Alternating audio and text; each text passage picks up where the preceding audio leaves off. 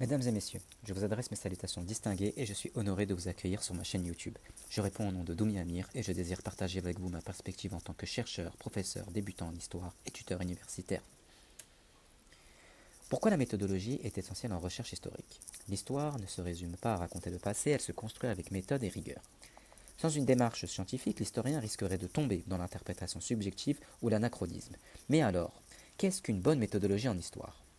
Dans cette vidéo, nous allons voir trois éléments essentiels de la méthodologie historique. D'abord, nous nous intéresserons à la critique des sources. Ensuite, nous verrons pourquoi l'histoire doit croiser plusieurs disciplines. Enfin, nous expliquerons comment structurer une recherche historique de manière efficace. Dans un premier temps, l'histoire se repose avant tout sur les sources. Cependant, une source brute ne suffit pas. Elle doit être interrogée, remise en contexte et comparée à d'autres. La critique externe. Il s'agit d'identifier la provenance de la source, qui l'a produite, quand, dans quel but. Par exemple, un texte royal du Moyen Âge vise souvent à justifier l'autorité du souverain. Nous avons aussi la critique interne. Ici, on analyse le contenu même du document. Que dit-il réellement? Quelle est la fiabilité? Par exemple, une chronique médiévale peut exagérer certains faits pour glorifier un roi. Ainsi, la critique des sources est la première étape de toute recherche historique. Sans elle, l'historien risque de diffuser des erreurs ou des biais sans s'en rendre compte. Dans un second temps, nous avons l'approche comparative et l'interdisciplinarité. L'histoire ne s'étudie pas isolément. Elle doit être mise en perspective avec d'autres disciplines. L'archéologie permet de confronter les textes avec les vestiges matériels. Par exemple, les sources médiévales décrivent souvent les châteaux comme de grandes forteresses imprenables, mais les fouilles montrent que certains étaient beaucoup plus modestes. La philologie aide à comprendre l'évolution des textes et à éviter les erreurs de traduction.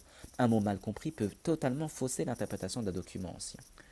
La sociologie et l'anthropologie aident à analyser les mentalités d'une époque. Par exemple, pourquoi certaines sociétés ont-elles accepté l'esclavage tandis que d'autres l'ont combattu? En croisant ces disciplines, l'historien affine son analyse et donne une vision plus complète du passé. Dans un troisième temps, nous avons la structure de la recherche, de la problématique à la démonstration. Un bon historien ne se contente pas d'aligner les faits, il construit un raisonnement structuré. Tout commence par une problématique. Quelle question veut-on résoudre? Par exemple, si l'on s'intéresse aux croisades, veut-on comprendre leurs motivations politiques ou leurs conséquences culturelles? Ensuite, il faut organiser ses sources. Un plan logique s'impose, chronologique, thématique ou comparatif. Enfin, la rédaction doit être claire et argumentée. Chaque partie doit être étayée par des preuves issues des sources, sans cela, un travail historique perd toute crédibilité. En définitive, la méthodologie est la colonne vertébrale de la recherche historique. Sans esprit critique, sans croisement des disciplines, sans structure claire, l'histoire risquerait de devenir un simple récit subjectif. C'est pourquoi l'historien doit être à la fois un enquêteur, un analyste et un écrivain afin de donner une vision fidèle et rigoureuse du passé. Et vous, quelle place accordez-vous à la méthodologie dans vos études ou lectures historiques? J'espère que cette réflexion vous aura été utile. Prenez soin de vous et à très bientôt pour une prochaine vidéo.